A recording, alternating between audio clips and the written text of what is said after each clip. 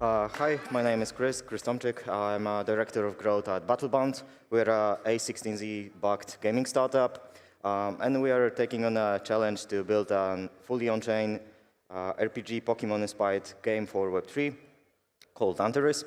The case is Pokemon started as a Game Boy game in the 90s. Nobody expected much. And out of the sudden, throughout the next 20 years, it grew into the $9 billion annual revenue kind of a case. So that's kind of insane on its own, right? But, the Pokemon target audience skews very young back in the day, from 6 to 12. Most of its players have grown up, and they expect much more from the genre they used to know. The nostalgia is there, but the rest of the things, not so much. So the lack of innovation, poor graphics, repetitive gameplay have left players yearning for something more. And Palworld only proved that in Web 2. So there has to be some solution of us introducing even more, but low-key going into Web 3 kind of aspects that are there, but last cycle was not exactly utilizing that kind of a case. So players want just to see new fresh takes, and let's just deliver that to them. Antares' competitive edge is being the first free-to-play online creature collecting RPG. You can play with friends as your creatures. There is PvE for the casual kind of a gameplay. There is on-chain PvP for the likes of most of our Web3 kind of a solutions where players can bet against each other in a fighting kind of a game. So there is a solution for both of the ends. Antares combines the best of Pokemon creature collecting with a with a Web3 RPG where you can collect, breed, evolve, and own your own squad of digital creatures called Antera. And about the team, well, the Battlebound founding team has built and scaled the AAA games before, from 0 to billions in revenue, going into League of Legends, Teamfight Tactics, Guild Wars 2. But there is also my expertise that comes into the go-to-market and TGEs and all of that within crypto. I worked with LTO, Polygon, Heroes of Mavia, only this year to launch them into the TG. Our first Web3 game, EvaVerse, has made about 4 mil in revenue, and we are here to make the Antares division the reality. There's the trailer of the live game. Players explore Antares and look for Antera to collect. After collecting and leveling up your squad of creatures, you can enter dungeons with friends and battle enemies and collect the loot. Antera can be captured by collecting them into player-crafted Terraspheres. All items in Antares, including creatures, loot, actions, and achievements, are publicly viewable and auditable on the blockchain. So, as for the infrastructure, gasless transactions eliminate friction and support intent-proofs infrastructure that allows the underlying Web3 architecture to produce on-chain proofs for players' in-game actions, e.g. when catching minting an Antera. So, for the other part, the marketplace and all of that, Antares uses a RNG-based play-to-mint system that spontaneously rewards the players in-game or on the marketplace with NFTs. So they are not by default. There is an Salbon token component included. As for the, let's miss this one right away. Let's see minting in action because that's a cool one. Here's the player. He just cashed the Digby creature within the game. He sees the opportunity to mint the NFT itself. He sees the real price fetched from Antera Marketplace, the price that he's about to pay. If he's not willing to pay it, then he will just get an SBT to have a consistent gaming experience. But if he's going to mint, then that's the user acquisition right there happening live. Once that's done, the mint is done, the user will get the creature, obviously, plus the notification of the blockchain actions in the background. As for the token components, there are 2 tokens, but only the Battle is the on-chain one that is obtainable on exchanges, and it's a governance token used for staking and all of that. But Gyre is live conversion going from Battle into off-chain in-game currency to retain the compliance with Nintendo Shop and other platforms that we want to launch the Antares on.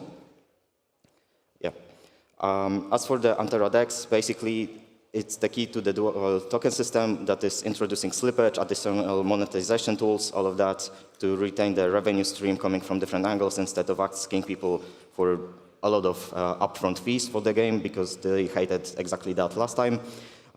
Players swap between currencies, frequently generating fees and creating revenue. We are raising 3 mil in token warrants equity, all of that, but there is a QR code for the playtest if anyone wants to test it out. There is one. Thank you, Yep. Christian. Over to the judges for questions now. Yeah, I'm curious. You're launching 3 million to launch the game. Is that for the marketing of like, or do you have? Yeah, I guess like, what's your burn right now, and then how much are you putting aside for marketing the game? So go-to-market marketing mostly, and just literally like 20-30% into to ensure the game development is ongoing.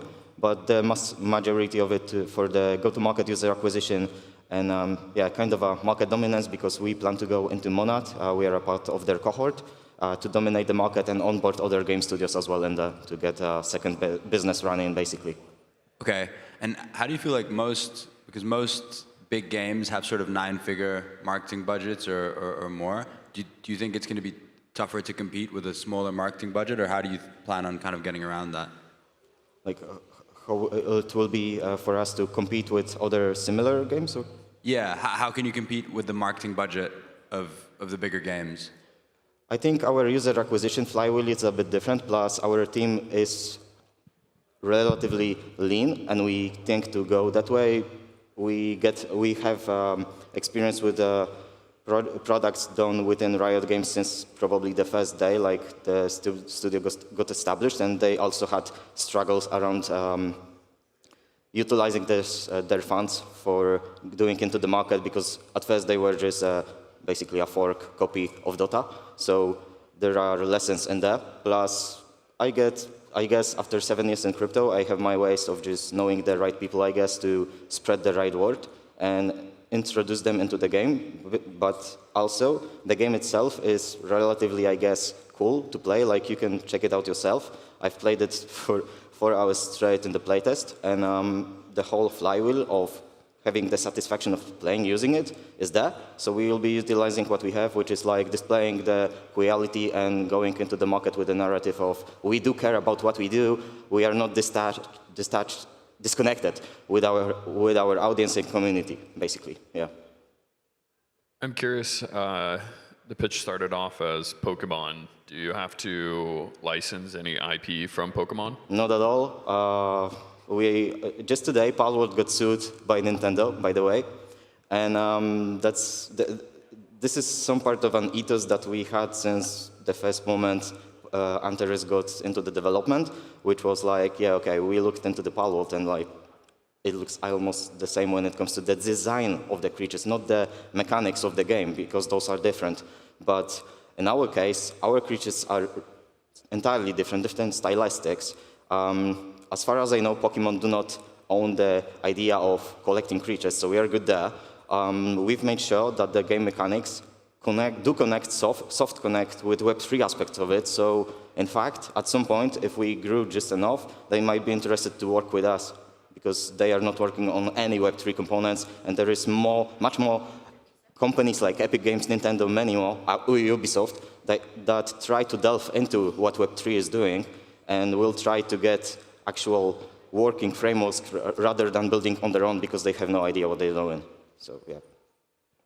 Is there an element of destroying the NFTs or burning them? Burning them? Yeah. Sorry, yeah. Like, just like if they can get minted in game and then more players come in, the price should asymptotically approach zero over time for the value of the NFTs from like a supply perspective. So curious how you combat that. Yeah, so we will be introducing those NFT collections. Like, let's imagine, we'll give away or sell 100 of creatures, like on first week of release of a new creature, which is relatively small versus the 10,000 NFT collections, whatnot. The rest will be put into the game mechanic that players will actually need to play to mine or get the creature out of the game. But after a year or so, the flywheel will include, because we will be introducing different creatures all the time, right? like characters in League of Legends, right? After some time, we will get the same mechanics, like, I don't know if you know Check's NFT, right? They had that cool mechanic of merging 2 NFTs into one to make something else. That's the way, not just direct burning, because like, I'm just not a fan of direct burning, but burning will be used with some of the aspects of the game, but not the main driver, if you will. Yeah. Yeah, I think we're out of time, but thank you very much. Thanks, guys.